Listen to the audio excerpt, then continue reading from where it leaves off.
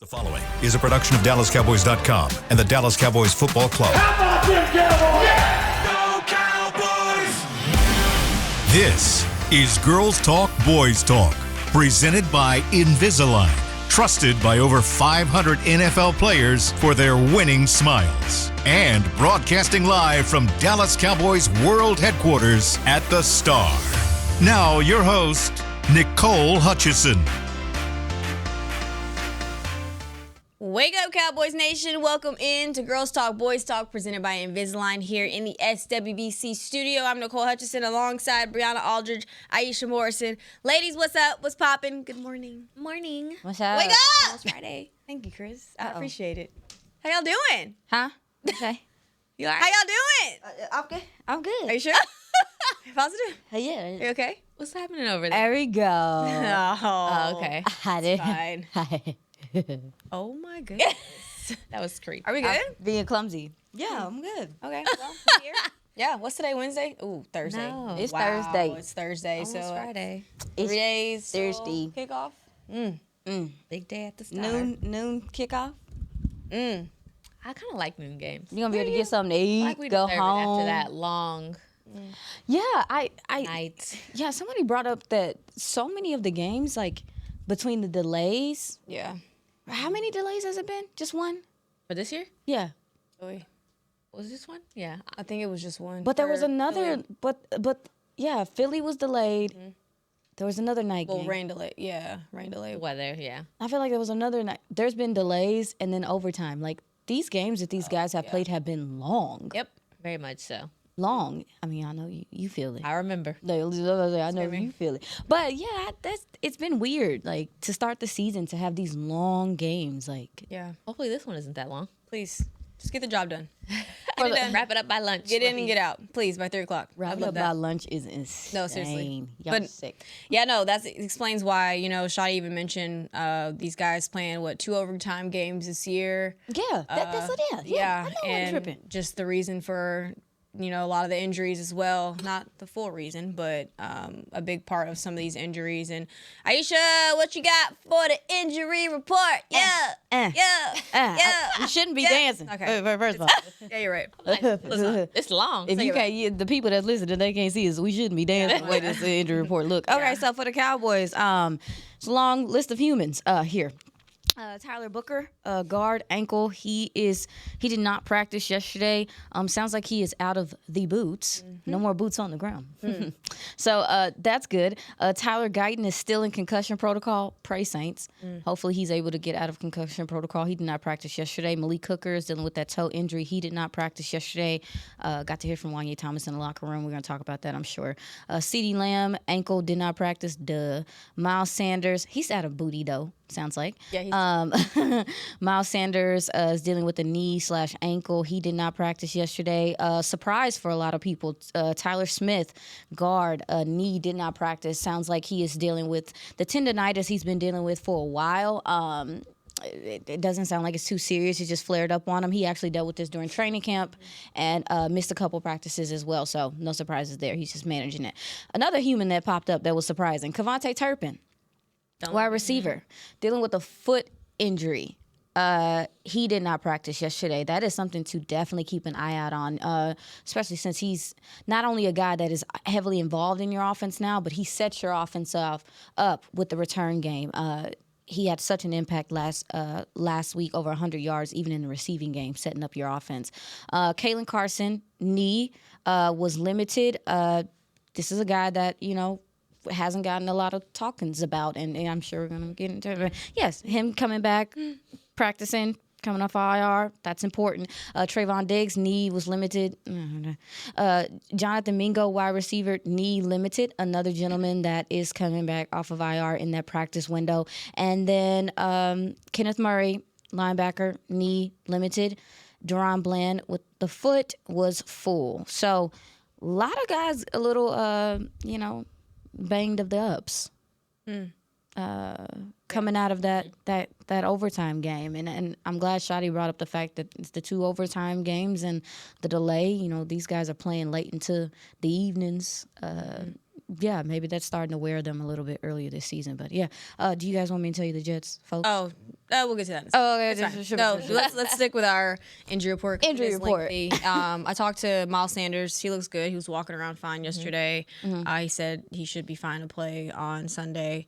Tyler Booker, of course, he is out of the boot, like Aisha mentioned. Talked to him a little bit as well in locker room, and he said that he's a competitor. That's why I like Tyler Booker, even though he's kind of sidelined for a couple of weeks right now with that ankle injury. He's taken in a lot of reps. Something that he did tell me was he loves the way TJ Bass plays. Like, he loves his tempo. It stays consistent. He always watches how he gets his hands up quick. That's something that he feels like he's been trying to emphasize the last 4 weeks, really, because he didn't feel like that was something that was his strength, so to speak, in pass pro. So that's something, just to keep an eye on. He's always still working. In terms of Kalen Carson, he is a guy that mentally he told me that it was kind of difficult the last year or so. Really, this whole off season, kind of being in that transition of understanding he won't be playing for quite some time. But to my knowledge, he has been feeling good for a while now. It just was, the protocol of course, Britt Brown and the coaching staff, they wanted to make sure that he was 100%. In order to get him actually back on the field. But he's excited to be back. Let me go back to what he did tell me. He did fly in his trainer from his hometown. So he's been working with him for Mondays and Tuesdays as well. Every Monday and Tuesday since his offseason. So, excited to see him possibly in the next couple of weeks, potentially. But I know as of right now, the coaching staff has their guys. Of course, Elam starting, possibly Deron Bland, Trayvon Diggs, if there's no issues there, disciplinary actions, so to speak. Hopefully we get some other exciting news. Carson last year, remind me, that was shoulder? Shoulder. So now, did he have a knee? It was anything with knee? I don't remember him having anything. This was his knee. This season. So this is a new, different injury. Okay. Yeah. It's been a while since we talked about Carson. Yeah, we didn't get to see him during camp. We haven't gotten to see him really at all, and heard him talk, to your point, Nicole, yesterday. I heard him talk in the locker room. He mentioned, the time off kind of helped him get his mental health correct, or his mental right.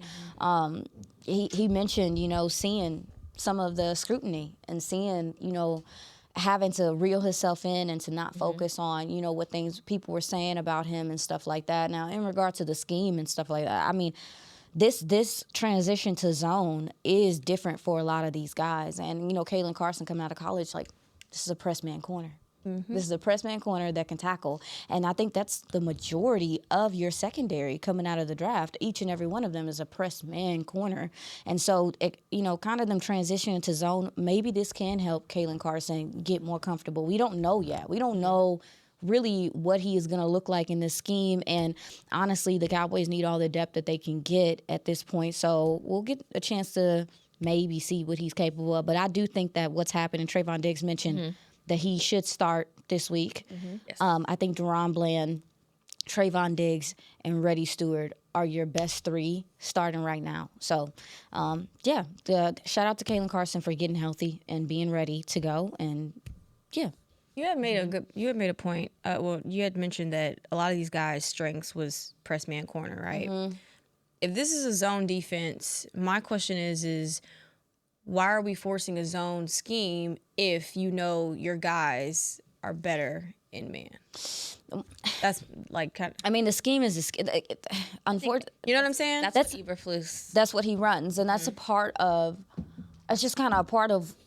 That's kind of a part of it, y'all. Like it's one of the crappy parts to me personally about some of the football side of things is that coaches have their stuff that they do. And some of them are willing to adjust, and some of them are like, no, you're going to fit into what I am comfortable doing. Now, I do think some of the zone coverage and them not even mixing any man as much anymore, like even what we saw at training camp, don't trust training camp, is also because guys are, Trayvon Diggs coming off of a knee, Deron Bland coming off of foot, asking those guys to run all game is a lot. I do agree. You know, eventually you might want to do a little something, a little mix, a little something, do some match, man, something. But I think that they're just trying to get comfortable within the system. Even Trayvon talked about it. What you got, Brie? Yeah, no, same thing. I mean, Eberflus was hired, and you knew what he wanted to run, what he's ran when he's been in other places, and then he has talked about, like, just because we're in zone, that doesn't mean there aren't those matchups. There are. Yeah, there's some matchups. Yeah. And they haven't done that. So he's probably like, it don't matter what I'm giving them. Like, I'm in a perfect world, this is supposed to be the simplified defense, and they're not executing. So why would I switch it up? So I can kind of see both sides. But you also have Diggs who said publicly, like, I have asked Eberflus if, about playing more man. But this is his way, and so I have to adjust. Heard that a lot yesterday. Yeah. Heard that a lot through Kyer was someone in college who thrived in man coverage, and he struggled when he got to the league, and he had to adjust.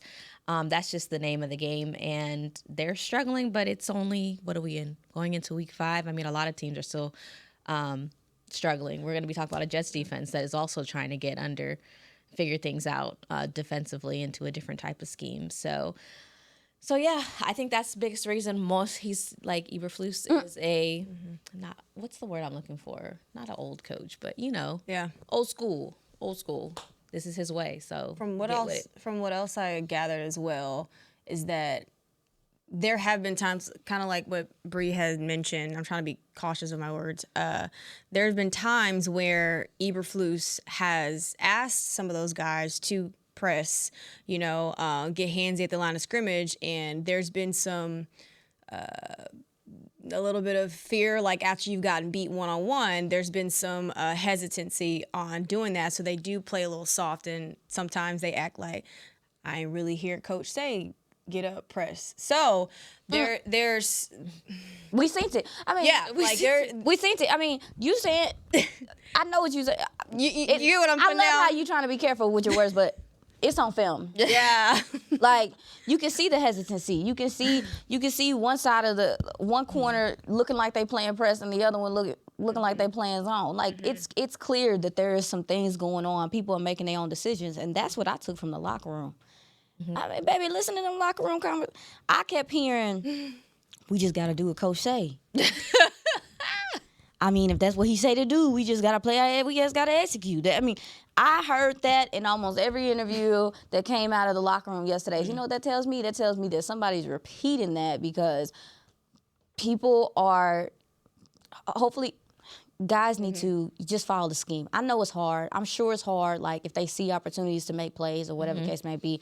But as of right now, you got to play as a unit. And even with the defensive line, there's times in regard to this game, if you don't play your keys, Justin Fields is going to make you pay. If you don't have rush lane discipline, Justin Fields is going to make you pay. The communication and all those things matters. And I think, we've been being hard on Flus, ladies, about some of the stuff that, he's doing. The players are culpable in this as well. And and buying into a scheme that's this different, I know it's hard, and I understand that they have been through multiple coaches. But I don't know. Like, it seems like he's not going to take the training wheels off until you get the basics of what he's asking for. And we may not like it. It's a little dusty and dusty to me. But that's just what it is right now. So yeah. Pray. Well, we're gonna take our first break. There's some other key injuries that I do want to make sure we touch. Javonte Turpin could be missing quite some time. So definitely want to break that down in our next segment. We'll be right back with more Girls Talk, Boys Talk after the break.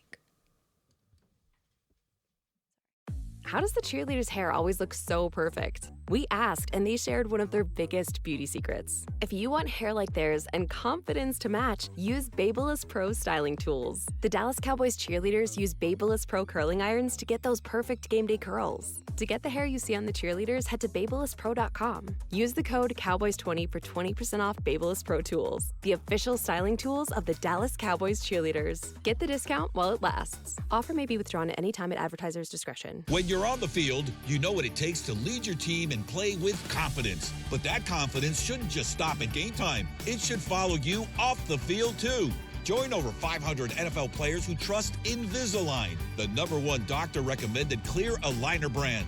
Ready to take the first step towards a smile you'll love? Visit Invisalign.com/NFL and find a doctor near you today. Transform your smile and take your confidence to the next level, both on the field and off. Discover Aiden, the official luggage partner of the Dallas Cowboys and Dallas Cowboys cheerleaders. Known for top-tier engineering and craftsmanship, Aiden offers more than just bags. Originating from Australia and designed in New York, it merges fashion, design, and culture. Used by Dallas Cowboys players, staff, and the entire organization, Aiden provides style and functionality for all travelers. Visit AidenTheBrand.com and use code AidenXCowboys for 25% off your purchase. Travel like your favorite stars with Aiden. All right, Cowboys fans, this one's for us. If the men in your life bleed blue and silver like we do, I've found the perfect way to elevate their game day rituals. Gillette just released their best razor in Cowboys colors, and it is everything a Cowboys fan could want. The new Gillette Labs official Dallas Cowboys licensed razor combines his Cowboys pride with Gillette's best shave. And with 50% longer lasting blades, it is truly the gift that keeps on giving.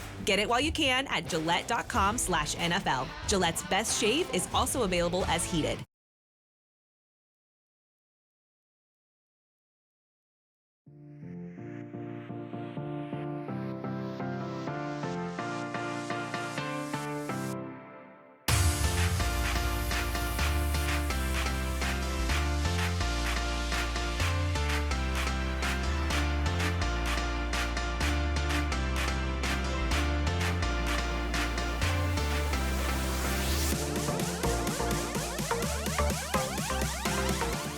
Cowboys Nation limited single game tickets are available right now. Get ready to bring the noise as you watch your Cowboys live at AT&T Stadium when they host NFC East rivals, Eagles and Commanders, plus the Chiefs, Chargers, Vikings, and Cardinals.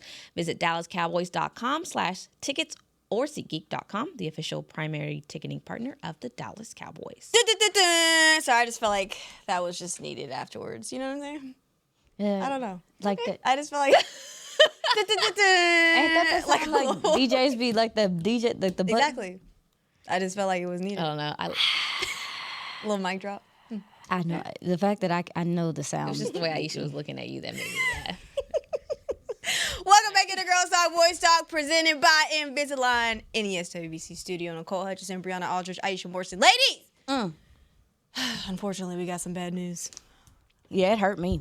Javonte Turpin, well, we don't know how much time he will be missing. I'm sure we'll hear from, of course, the coordinators, but it'll probably be Brian Schottenheimer will confirm the exact duration of how long he will be out. But he's out for a foot injury, did not participate in practice yesterday, which is a tough blow considering Javonte Turpin has been really, really good this year, specifically in this offense. Just talk about how detrimental that is for this offense heading into, this stretch of the season. Really the second quarter, right? Week 5, 6, 7. Second quarter, right? Like you made that up.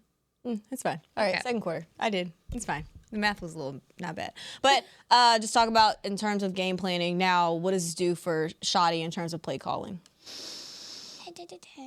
I mean, you've been seeing Javonte Turpin do exactly what everybody's been wanting him to be more involved in this offense. Aisha was talking about how, they're not just having him in the backfield running for his, life. He's getting involved as a wide receiver, and maybe some of that has to do with CeeDee Lamb being out. So, of course, having another guy who's like a little secret weapon, if you will, being out. So I'm hoping, like you said, we'll get the update later, so I'm hoping it's not a long time. But I don't know, like, the offense, I'm pretty. Yeah. Last week gave me some optimism about what this offense can do. So of course you don't want to see Turpin go out. Even special teams, Sorensen 2 weeks ago was talking about when there's things Turpin can do that other human beings can't do, and that's why he got paid, right? But no, I feel like it's cliche, but it's the next man up type of thing. And what we saw from Pickens, what we saw from Ferguson, Brevin Spanford is still a guy who hasn't really been in the mix like that. I mean, there's other guys to go to. And I think this is what makes the Cowboys offense this year so fun to watch. And especially when Schottenheimer is starting to really get in his play calling bag. So tough to see, but I don't think it's detrimental, if you will. Yeah, I mean, I agree. I agree with Bree. I think when you look at the offense, when you look at the offense and how efficient they're able to be with passing and running the ball right now, it is a blow. I feel like it's more of a blow to your special teams and setting up your offense and the return ability than it is to the actual offensive operation as of right now. I think you have guys that can come in and kind of fill those roles. Hopefully we get to see that of a 34 to match with some of that explosiveness that we're looking for. But, Ryan Flanoy is a guy that comes to mind as well, that's getting more burn and is able to do some of the reverses, as we saw, and attack the middle of the field as well. He has some speed to him. Now, who is going to be the return man? Because I can't love you to infinity, Tolbert. Yeah. But I can't see that Well, who ladies, who would you like to see as a return, or if It'd be Jaydon Blue. He's got the most speed on this team. I was gonna say, who's our next speedy guy? But see, but I don't it know if takes a that's lot of trust. It I was takes, gonna say that's a lot. That's a big ask for your. But he took some reps in training camp, though. It would Training be, camp, yeah. preseason. So, Yeah. Well, they made us think he was about to. We haven't seen him active. It would goodbye. It would be a lot of pressure on him and things like that. But if he did step up to the plate, what a moment! What an opportunity for him to show that he can be trusted, that he can be sure-handed, that he can hold on to the ball and do things like that. So that is probably my biggest concern, because starting field position matters, and I feel like. I think the quarterback had to drive 92 yards at one point in time last week. 95. So you like, hey, can we get some good returns? Obviously, Turpin is kind of your motion man as well. He does a lot along the line of scrimmage. He's respected in that regard. Who fills that role? That matters. People honor him. But to Bree's point about just what's coming up and the offense being able to kind of withstand maybe losing a guy like Turpin, you look at the schedule. The Jets, this is a team that's struggling offensively. You look at Carolina, this is a team that's struggling offensively. You look at Washington, this is another team that's struggling offensively. So, hopefully you don't, do It'll be interesting to see what they do for special teams, though, if they go the safe route, or if they give Mr. Blue an opportunity. And maybe it's something where you get on the board first, build up a lead, and then switch it up, go away from the safe option and see what Jaydon Blue can do. But it feels like I wasn't in the press conference yesterday, but from what I'm hearing and what I saw kind of floating around the writers, it feels like this would be the week. Amazing. I mean, that Blue gets an opportunity. It would be dope. Every week, the last 2 weeks, he's very close. He's super close. It sounds like he took a little step closer to close, whatever that is, for this week. So I'm excited for that. Obviously, injuries is probably a reason why it's sped up, but this is what it's all about. That's what happens. That's how it happens. Is that guys, get opportunity if somebody says ouch, and it just is what it is. I think you could definitely use his explosiveness. We're talking about a Jets defense that has struggled to defend the run, but also too the explosive plays. They will give up explosive plays in the run game. So this is a good. To me, this is a good game to kind of introduce. And then another thing, too, is that Javonte Williams, as powerful, as strong, as physical as he is, there needs to be some balance in his ability to get some breaks. And so he doesn't wear down as the season goes on. But even with Javonte Turpin, six returns last week for 175 yards. I don't know if you're going to get that from whoever returns, because this is a specialist. However, hopefully you can mediate some of that and get some yardage, some of that hidden yardage back. And that's Javonte Turpin really making something out of nothing, because they've been hardly kicking to him this entire season. So right. I will throw up. Oh. But no, another guy who... we have seen through training camp, I know Miles Sanders took some reps, but, I mean... As far as speed, obviously, Jaydon Blue is your guy. Wanya Thomas took some as well. However, he will probably be starting at safety in place of Malik Hooker. But before we get to Malik Hooker, I was going to ask real fast, what's y'all's thoughts on Miles Sanders? Because I've seen mixed emotions via the writers, via Twitter as well, in terms of the performance that he has put on this season. And, Aisha, you're saying, Javonte Williams needs a nice balance, right? Do you feel like Miles Sanders has given him a good enough balance, so to speak, this year? What y'all think? Miles Sanders has 117 yards.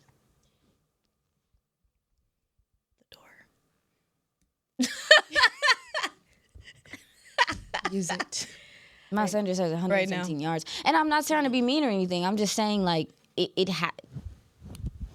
there's not enough. I think it's I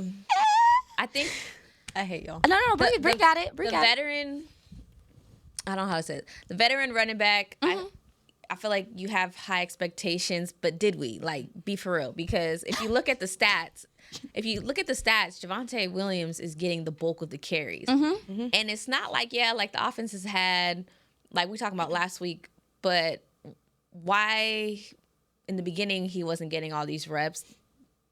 When your offense is going 3 and out, and then now you're having to kind of go a separate way, you're starting to lean on the passing game. Like, it's a mix of when he has been able those opportunities, they haven't seen what you wanted. What was that? Was it week 1 or week 2 where he got caught by the linebacker and when you kind of saw the speed wasn't going to be there? And then the fumble.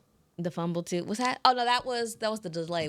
That was Philly. Yes. So that was week 1. Then the fumble in the red zone. I don't think it's not the spicy 1-2 punch that you're looking for, but I don't think he's done enough to be like bench him, but I do feel like we've seen enough where it's like, let's see what Jaydon Blue can do.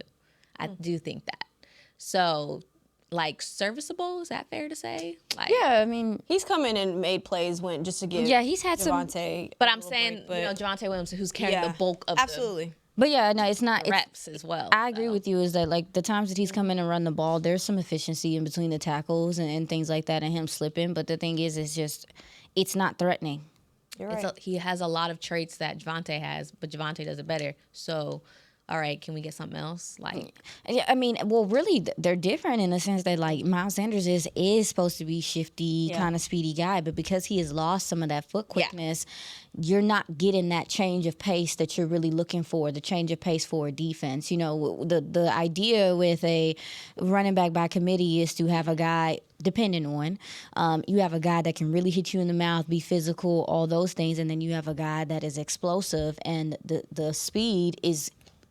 It's surprising. It's supposed to take the defense aback a little bit, but defenses when they're seeing him, they're not seeing just immense explosiveness and things like that. He doesn't scare. He's not a scare. No. But with a Jaydon Blue, if he is able to get out there, he is a guy that people know can run. He has to show it. But people know he can run. But as far as your question, Nicole, like, I'm not going to sit up here and poo-poo on Miles Sanders. He just hasn't gotten a whole bunch of touches. And also, too, they have been playing from behind in certain games as well. True. So that matters. So it's just, it hasn't been really much of anything yet for us to really evaluate, to be fair. Yeah, and we talk about how much more valuable, wow, that came out very bad, how much more Javonte Williams gives you in terms of the receiving game, right? He's 4th on the team, I believe, in receptions. So, yeah, hopefully the Cowboys maybe give Jaydon Blue an opportunity there this Sunday and see how that kind of 1-2 punch looks. But going back to Malik Hooker, there's no definitive timetable on how much time he will miss, but he's out with a toe injury. He was in a boot yesterday at practice. Just talk about the impact there in terms of now you get a Wanye Thomas who has been fighting for some opportunities the last, 3-4 years, and now I believe that he is in a contract year this year. So talking about Wanye Thomas, how big of an opportunity is this for him, and now what does that look like between him and Donovan Wilson? How exciting for him. Yeah. Yeah, Wanye Thomas is a guy that people have wanted to see on the field for a while. And listening to him yesterday, he sounds, he said, I practice like a starter every week. So I'm ready. This is something I've been waiting for. And even the play that he made on the block punt, that's how you get on the field too, man. Like, people can't deny you. But I do think that he gives you the range that you need at that position, the ability to go from hash to hash. And also, too, he's a gentleman that's not afraid to come help in the run game as well. I think you get a little bit more speed from him at this point in Malik Hooker's career, and that's okay. That's totally fine. Also, too, he's going to get the opportunity to play against his brother. I know I was going to say. Yeah, go ahead. Talk about it, Bree. Awesome. Yeah.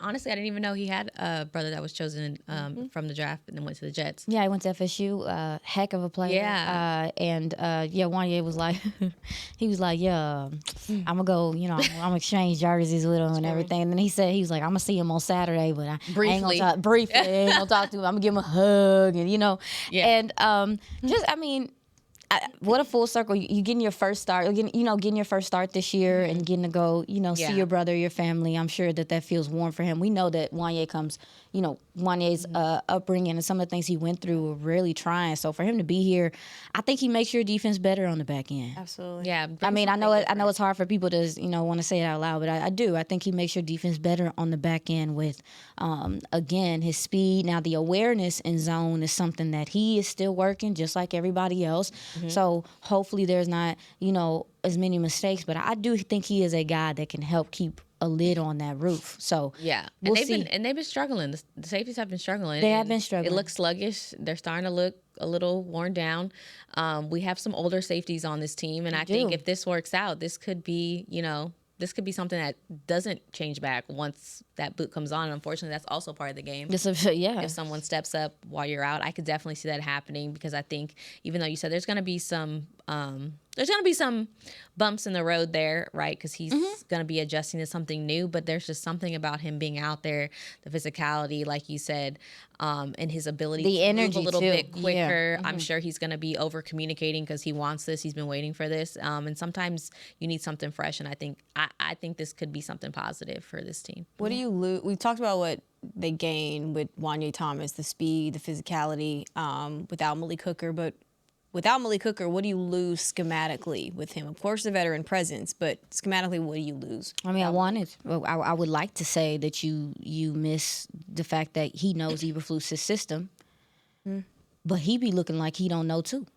That's what I'm saying. They all look like they don't know half the time. So I want to say, like, in any other conversation, I'll be like, oh yeah, well, you're losing a guy that is a telephone from the coach to the field. But there's been confusion from Malik Hooker as well, even though he knows the system. So I don't know how much you're losing right now. I do think, like, what Malik Hooker does do in the run game, though, shows up.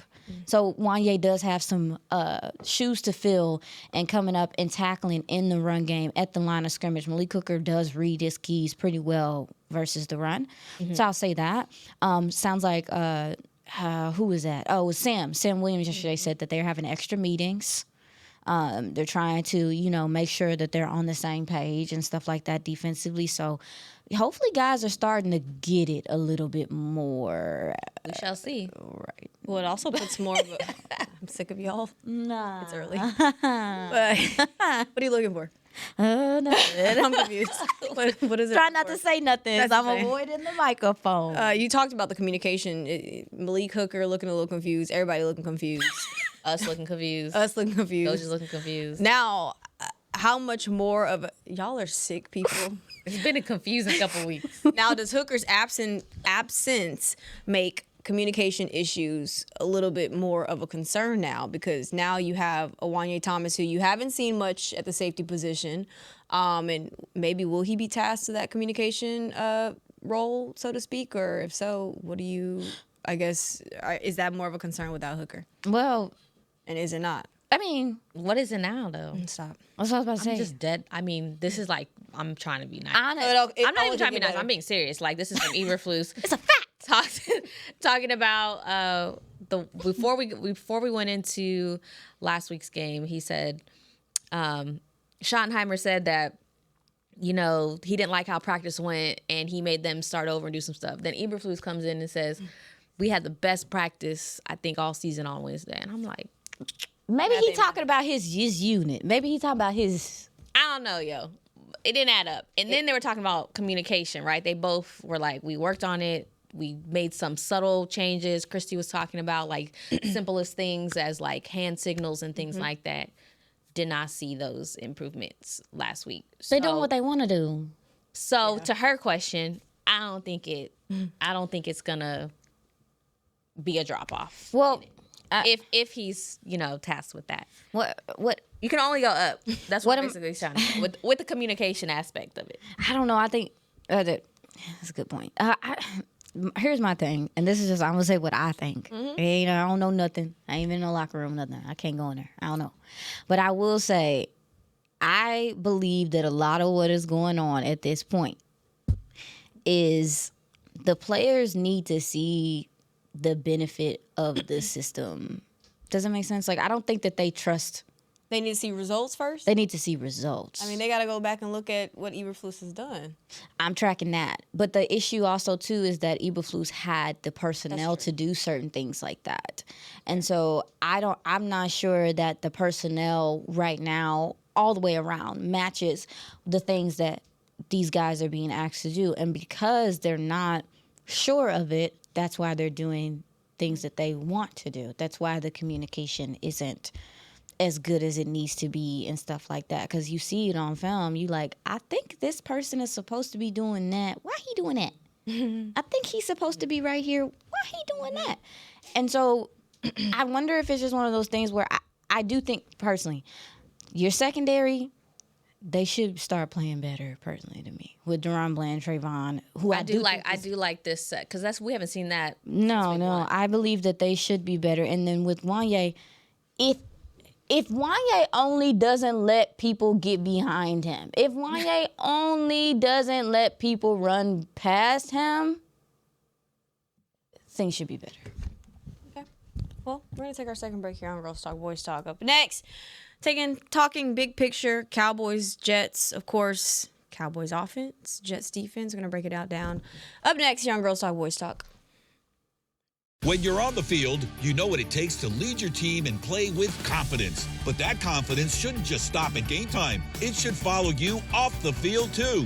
Join over 500 NFL players who trust Invisalign, the #1 doctor-recommended clear aligner brand. Ready to take the first step towards a smile you'll love? Visit Invisalign.com/NFL and find a doctor near you today. Transform your smile and take your confidence to the next level, both on the field and off. Cowboys fans, when it comes to navigating the ever-changing world of tax, your business needs a partner it can trust to tackle even your biggest tax challenges. Ryan is the largest firm in the world dedicated exclusively to business taxes. Our team of tax professionals has local expertise in all areas of tax and can help you uncover savings opportunities you didn't know you had. Learn more about how Ryan can improve your overall corporate tax performance by visiting Ryan.com. Ryan, the official tax partner of the Dallas Cowboys. How does the cheerleader's hair always look so perfect? We asked, and they shared one of their biggest beauty secrets. If you want hair like theirs and confidence to match, use Babyliss Pro styling tools. The Dallas Cowboys cheerleaders use Babyliss Pro curling irons to get those perfect game day curls. To get the hair you see on the cheerleaders, head to BabylissPro.com. Use the code Cowboys20 for 20% off Babyliss Pro tools, the official styling tools of the Dallas Cowboys cheerleaders. Get the discount while it lasts. Offer may be withdrawn at any time at advertiser's discretion. Discover Aiden, the official luggage partner of the Dallas Cowboys and Dallas Cowboys cheerleaders. Known for top-tier engineering and craftsmanship, Aiden offers more than just bags. Originating from Australia and designed in New York, it merges fashion, design, and culture. Used by Dallas Cowboys players, staff, and the entire organization, Aiden provides style and functionality for all travelers. Visit AidenTheBrand.com and use code AidenXCowboys for 25% off your purchase. Travel like your favorite stars with Aiden.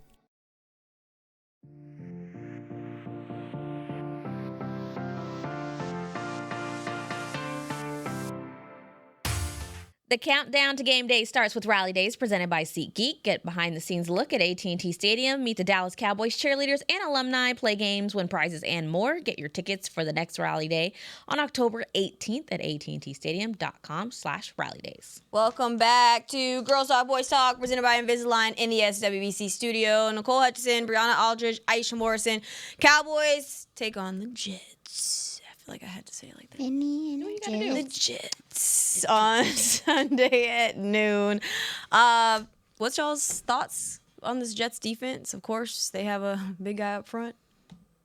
Talking about Quinn Williams. They got some guys. They got some guys. They've got a couple of guys. Oh, yeah, they got a couple guys. Yeah. Talk about this Jets defensive front. What stands out to you guys?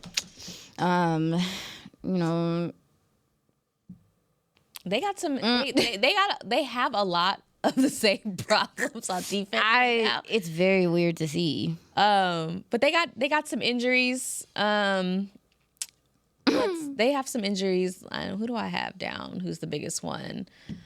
Jermaine Johnson. That's a big one that's hurting their defensive end. That's starting to look like a problem over there. He was hurt week 2 against the Bills with an ankle. So then they had a backup come in for him, and then he got hurt. So he's also on IR now. And then they have another backup off that come in, and it just hasn't been going well. So their edges is kind of looking like our edges. So I think it's going to be the battle of the interior, honestly. Yeah, and then obviously they have Will McDonald on the edge. A lot of respect from him in the draft coming out of Iowa State. He's a guy that's definitely grown, but he's always been a little undersized, struggled against the run, and that shows up as well. Struggles in contain. Can he rush the passer and get after it? Absolutely. I fully expect for him to give, some of our tackles some issues at times, but as far as containing the run, they're struggling the same way as you. The 28th scoring defense in the NFL. They are 12th on third down, and they're 12th in red zone defense. So secondary looks real shaky. They're learning a new scheme, if you will. I know they're going through it. Again, they're trying to avoid going 0-5, something this franchise hasn't done ever. So there's a lot of heat on Aaron Glenn right now, right? They hired this defensive-minded coach that they thought was going to come in and solve all the problems in 4 games, and that is not what's occurring. And then I think they have some question marks on CB2 right now, too. I mean, obviously you have Sauce Gardner out there, who's he's kind of up and down, if you will, and he's their number 1. But they signed Brandon Stevens. Yeah, and they thought that was going to be better. They signed it for 3 years, and they thought it is not. Week 1 was his worst game. He was exposed very much so, and he struggles with foot quickness. I would have loved to have a Turpin out there against him because that's who you're trying to target this game. No, absolutely. He's very, very much. He's on the struggle bus. But yeah, literally every position group they're having guys out there who they weren't expecting to be starters. Some guys have been elevated, just kind of being thrown in there. And then they're just making silly mistakes too. Like Miami didn't beat the Jets. The Jets beat the Jets in that game 110%. Yeah, and that's fair. Penalties is crazy on both sides of the ball. Yeah, and in regard to you mentioned the defensive tackles. I thought that was a great point, Bree. Quentin Williams and Phillips in the middle of that defense. Man, talk about Harrison Phillips. Talk about a task for TJ Bass and Brock Hoffman. I mean, my God, I know they we cannot. But and those guys having to deal with that interior. To your point, Bree, that is where a lot of their pressure is going to come from at this point. I think that is going to be difficult for Brock Hoffman and TJ Bass, but we've seen them play together. We've seen them be able to come together and move guys off the line of scrimmage. I know Dallas is going to want to run the ball this game. Why wouldn't you? They struggle against it. They're going to have to wear on some of those bigger guys up at front. So I think that's a matchup to watch.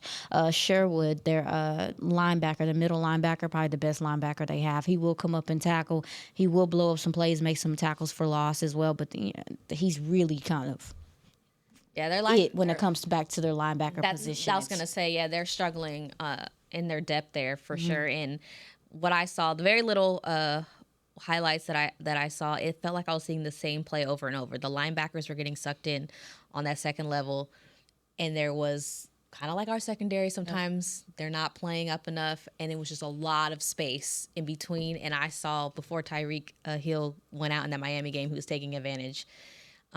Those linebackers, they're a little suspect as well. So I could definitely see Fergie having another big game. Yeah. Oh yeah, it would be awesome to get Fergie involved in space, match him up with some of their linebackers. Their linebackers are not the strongest in coverage. Like I said, even I think Sherwood is the strongest one when it comes to coverage ability. Maybe try to take advantage of some opportunities. Their secondary is also, not as efficient and is coming up and playing the screen game, coming up and tackling. Like, I hope Dallas tries to attack there. And I really am interested in seeing the battle between Andre Sisco and Dak Prescott. That's something that Dak Prescott does a lot. You will see him manipulate the safety, look the safety off, and things like that, because Andre Sisco is a player.